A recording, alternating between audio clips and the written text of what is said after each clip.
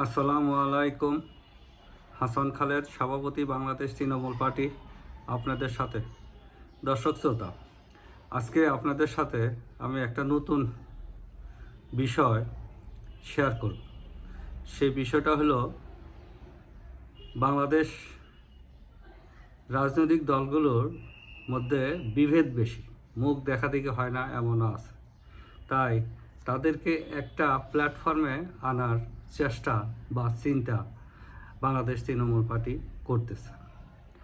এই দেখবেন যত অ্যাসোসিয়েশন আছে, অনেক গ্রুপ, অনেক ইয়ের ভিতরেই অ্যাসোসিয়েশন আছে, শুধুমাত্র রাজনৈতিক দলগুলোর ভিতরে কোনো প্রকার অ্যাসোসিয়েশন নেই। এই অ্যাসোসিয়েশন না থাকার কারণে তাদের মধ্যে উঠা বসা নেই। উঠা বসা থাকার না কারণে তাদের ভিতরে দিন দিন দূরত্ব বেড়ে যায়। তো কাজেই বাংলাদেশ তৃণমূল পার্টি চিন্তা করতেছে এদের ভিতরে একটা অ্যাসোসিয়েশন থাকুক। সবগুলো নিবন্ধিত অনিবন্ধিত যত রাজনৈতিক দল আছে সবগুলোর একটা অ্যাসোসিয়েশন থাকবে।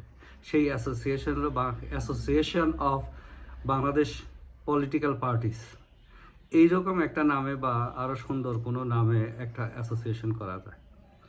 এই রাজনৈতিক দলগুলো নিজস্ব কোনো অ্যাসোসিয়েশন না থাকাতে বিভেদ সৃষ্টি করে এবং সামাজিক যে অ্যাসোসিয়েশনগুলো থাকে সেইখানে তারা হস্তক্ষেপ করে।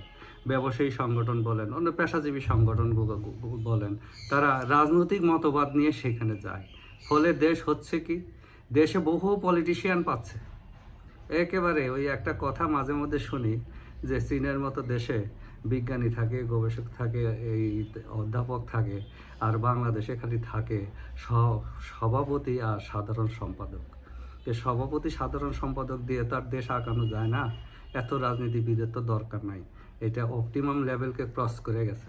তাই আমরা কিছু সুশীল মানুষ, যেমন আগে যে বুদ্ধিজীবীরা ছিল এখন তো সেটা নাই, আর নিজ থেকে বুদ্ধিজীবী তৈরি হচ্ছে না, বুদ্ধিজীবীর জন্ম হচ্ছে না।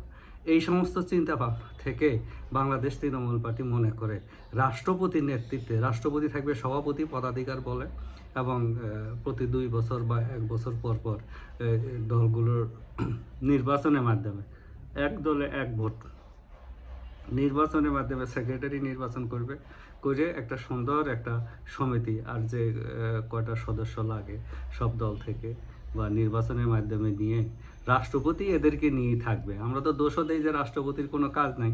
রাষ্ট্রপতি একটা কাজের মধ্যেও থাকলো, আমাদের দেশি রাজনীতিবিদদের মধ্যে একটা সুসম্পর্ক হলো, কারো কোনো অভাব অভিযোগ থাকলে নিজেরা আলোচনা করে সেগুলো মীমাংসা করতে পারে। এটা আমাদের সম্পূর্ণ একটা নতুন আইডিয়া। কাজেই দেশবাসীকে এই বিষয়টা নিয়ে চিন্তা করার একটা আহ্বান জানাচ্ছি বা পরামর্শ দিচ্ছি, যে চিন্তা করেন, দেখেন আমাদের সন্তানগুলোকে আমরা কিভাবে সুশীল বানাইতে পারি, অধিক মাত্রায় সুশীল বানাইতে পারি। সব পলিটিক্যাল অ্যাক্টিভিস্ট না বানিয়ে কিভাবে তাদেরকে সুশীল বানাইতে পারি।